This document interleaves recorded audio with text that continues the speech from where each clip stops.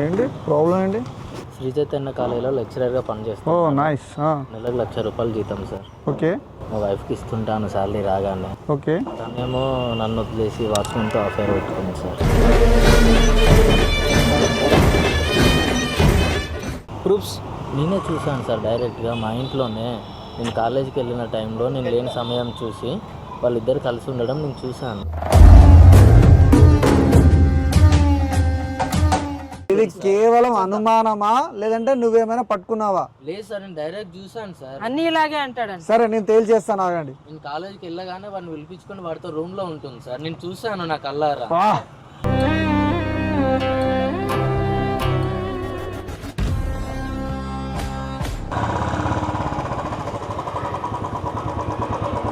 చూడు రాజ్, నమస్తే అండి. మీరేనా కంప్లైంట్ ఇచ్చింది? ఏంటి ప్రాబ్లం ఏంటి? శ్రీ చైతన్య కాలేజీలో లెక్చరర్గా ఓ పనిచేస్తాను. నైస్. నెలకు ₹1,00,000 జీతం సార్. ఓకే మా వైఫ్కి ఇస్తుంటాను శాలరీ రాగానే. ఓకే. తనేమో నన్ను వదిలేసి వాచ్మెన్తో అఫైర్ పెట్టుకుంది సార్. మీరు చూసారా? అవును సార్, రెడ్ హ్యాండెడ్గా పట్టుకున్నాను. ఏం చేయాలో తెలియక మీకు కాల్ చేశాను. ప్రూఫ్స్ ఏమున్నాయి ఇక్కడ? సార్ ప్రూఫ్స్ నేనే చూశాను సార్ డైరెక్ట్గా మా ఇంట్లోనే. నేను కాలేజీకి వెళ్ళిన టైంలో నేను లేని సమయం చూసి వాళ్ళిద్దరు కలిసి ఉండడం నేను చూశాను.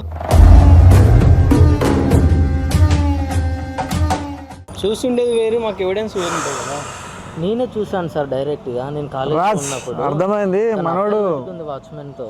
మనోడు పట్టుకుని అంటున్నాడు కదా. సరే చూద్దాం, మాట్లాడదాం. సార్ పిలిపియండి ఒకసారి.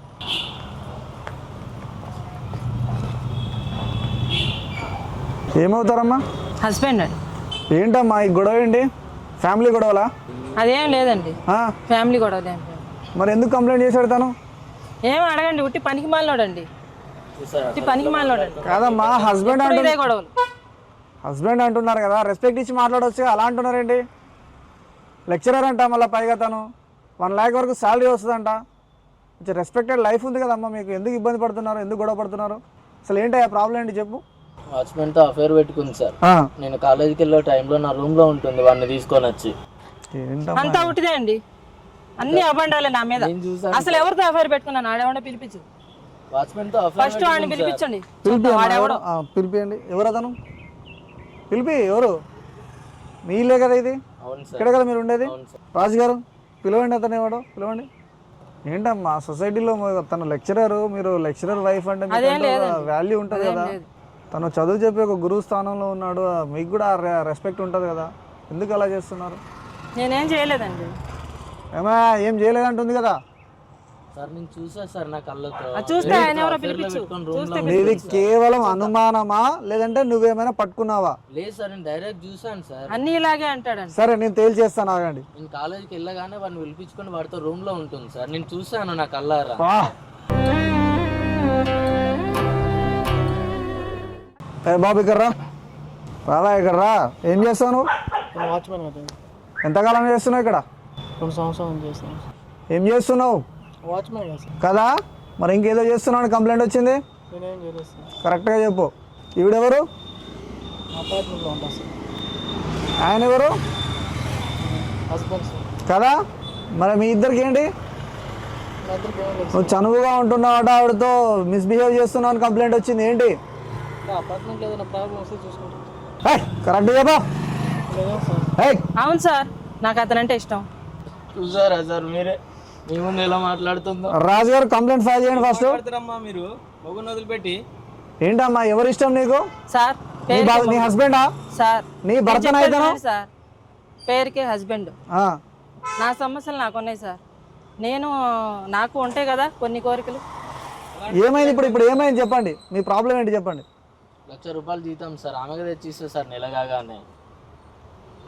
సరే అమ్మా, హస్బెండ్ అతను. మీకు ఏంటి అసలు ప్రాబ్లం ఏంటి చెప్పండి. ఏమైంది చెప్పండి. మీరు ఎమోషన్ ఓపెన్ చేయండి. నాకు అతనంటే ఇష్టం సార్. అది కాదమ్మా, రీజన్ కరెక్ట్ కాదు. ఏంటి అసలు ప్రాబ్లం ఏంటి? పిల్లలు లేరా లేదా ఏంటి? నాకు పిల్లలు లేరండి. పిల్లల గురించి అవి బాధ? పిల్లలు లేరు. పిల్లలు లేకపోతే పేరుకే హస్బెండ్. సార్ హాస్పిటల్ కూడా వెళ్ళాం సార్. పిల్లలు పుడతారు అని చెప్పారు.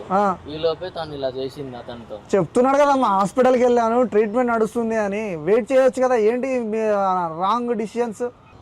మీరు చేసే పని కరెక్ట్ కాదు, ఇది రాంగ్. ఏయ్ నువ్వు డ్యూటీకి చేసుకోవాలి కానీ ఏంటా ఇది, ఏంటి న్యూసెన్స్? ఫ్యామిలీల మధ్యలోకి నువ్వెందుకు దూరావు? నీకేం అవసరం? వాడు ఎలా ఉన్నాడు సార్? దొంగ కోలు పడతాను లెక్క ఉన్నాడు. ఏంటమ్మా ఎందుకు ఏడుస్తున్నావు?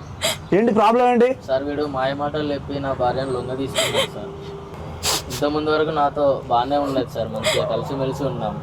ఎప్పుడైతే వీడిని నమ్మడం మొదలు పెట్టిందో మాయ మాటలకి, అప్పటికెళ్ళి నన్ను లెక్క చేయడం లేదు సార్. అసలు నీ పైన కంప్లైంట్ చేస్తున్నారు కదా వీళ్ళు, హెల్త్ బాగాలేదు అది అని. ఏంటి అసలు ఏం జరిగింది? ఏం లేదు సార్, చిన్న హెల్త్ ఇష్యూ సార్. అది హాస్పిటల్ కూడా వెళ్ళాం సార్, మెడిసిన్ వాడుతున్నా. ఓకే, తొందరలో కూడా పిల్లలు పుడతారని చెప్పారు డాక్టర్. అచ్చా పిల్లల గురించా మీ బాధ?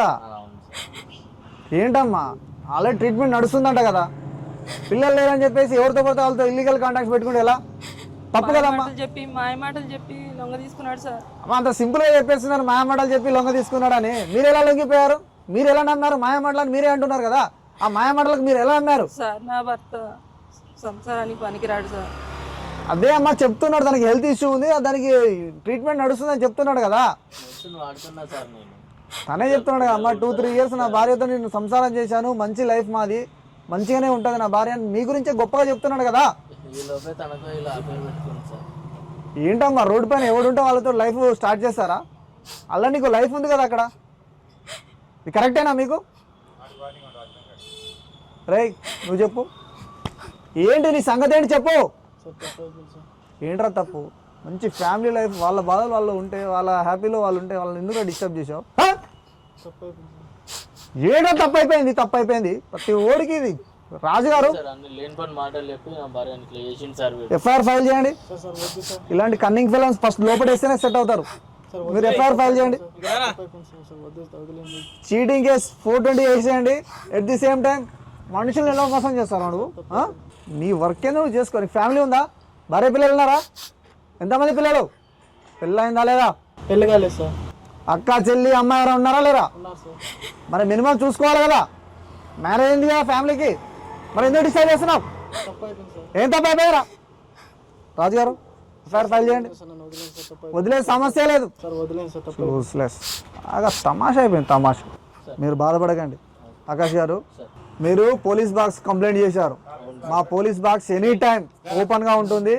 మీ యొక్క ప్రాబ్లమ్ సాల్వ్ చేయడానికే మేము ఉన్నాము. ఎట్టి పరిస్థితుల్లో వాడిని వదిలిపెట్టాము. వాడు ఇట్లాంటి వాళ్ళని ఎంతమందిని మోసం చేశాడో కూడా మేము ట్రాక్ చేస్తాము, ట్రేస్ చేస్తాము, ఇంట్రాగేషన్ చేస్తాము. అమ్మా మీరు ఇలాంటి వాళ్ళ మాయ మాటలు నమ్మకండి. వీళ్ళు ఇట్లాంటి దగ్గర ఈరోజు ఒక 6 నెలలు వర్క్ చేస్తారు, మీలాంటి వాళ్ళని ట్రాప్ చేస్తారు. మీ దగ్గర నుంచి డబ్బు ధనం ఎవ్రీథింగ్ లాస్ చేస్తారు. మళ్ళీ ఇంకో అపార్ట్మెంట్కి వెళ్ళిపోతారు, ఇంకో ఊరికి వెళ్ళిపోతారు, అక్కడ బ్రతుకుతారు.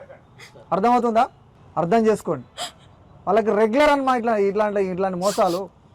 ఈ అపార్ట్మెంట్ కాబట్టి ఇంకో అపార్ట్మెంట్, ఈ ఊరు కాబట్టి ఇంకో ఊరు. నీ హస్బెండ్ అమ్మా లైఫ్ లాంగ్ ఉండేది. అట్లాంటి వాళ్ళు ఎంతకాలం ఉంటారు? అర్థమవుతుందా? చిన్న హెల్త్ ఇష్యూ ఏదో వచ్చిందమ్మా, కొంచెం ఓపిక పట్టండి.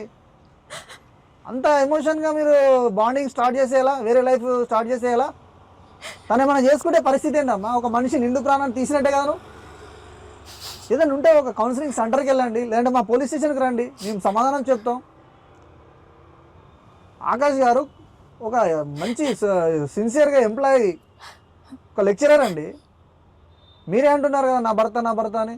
మీరు బాధపడకండి అమ్మా, ఎనీ టైం మేము ఉంటాం మీ వెనకాల, ఓకేనా? ఇట్లాంటి వాళ్ళు నమ్మకండి. చూసావా ఎంత సిన్సియర్గా? తను కూడా చాలా మంచి వ్యక్తి, అర్థం చేసుకో. నువ్వు కూడా ఏం ఇబ్బంది పెట్ట మాకు. ఇది కదా అమ్మ బాండింగ్ అంటే, ఇది కదా మీ లైఫ్. చూసారు కదా నీ హస్బెండ్ నేను యాక్సెప్ట్ చేస్తున్నాడు, ఇట్లాంటి చిన్న చిన్న విషయాలు జరిగినా కానీ.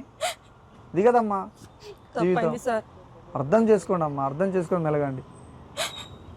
రాజు గారు వాళ్ళు తీసుకురండి. రాశారా? ఇవ్వండి. ఏం తప్పు అయిపోయిందిరా? ప్రతి దానికి మీరు కంప్లైంట్ మీద సంతకం చేయండి. ఏంట్రా వదిలేది? 420 కేసులు చేసుకుంటా పెట్టండి అమ్మా.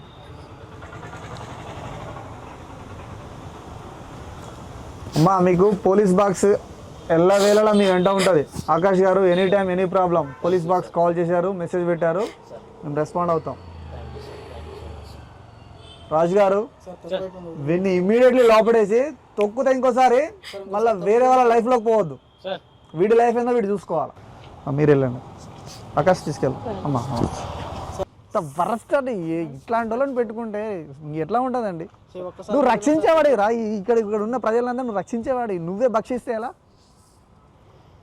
నువ్వు చేయబట్టి ఇంకొక సెక్యూరిటీ గార్డుకు ఇంకొక పర్సన్ కూడా నెగిటివ్ అయిపోతారు. ఎవరిని నమ్మరు ఈ సమాజం. ఒక మనిషి ఇంకో మనిషి నమ్మడు. రాజు గారు సార్ ఏం చేద్దాం మరి? సార్ సార్ వదిలేండి. ఇలాంటి వాళ్ళని వదిలేస్తే చీడ పురుగులు సార్ సమాజాన్ని ఇంకా ఖరాబ్ చేస్తారు. తీసుకొని బొక్కలేదాం సార్ ఇన్ని. కరెక్ట్ రాజు గారు. సోరా ప్లీజ్ సార్ వదిలేదు సార్ సార్ ప్లీజ్ కాల్ పట్టుకోండి సార్ వదిలేండి సార్ సార్ తప్పు అయిపోయింది సార్ ఒక్కసారి తప్పు అయిపోయింది సార్ లంగ పనులు తప్పైందంట. సైలెన్స్.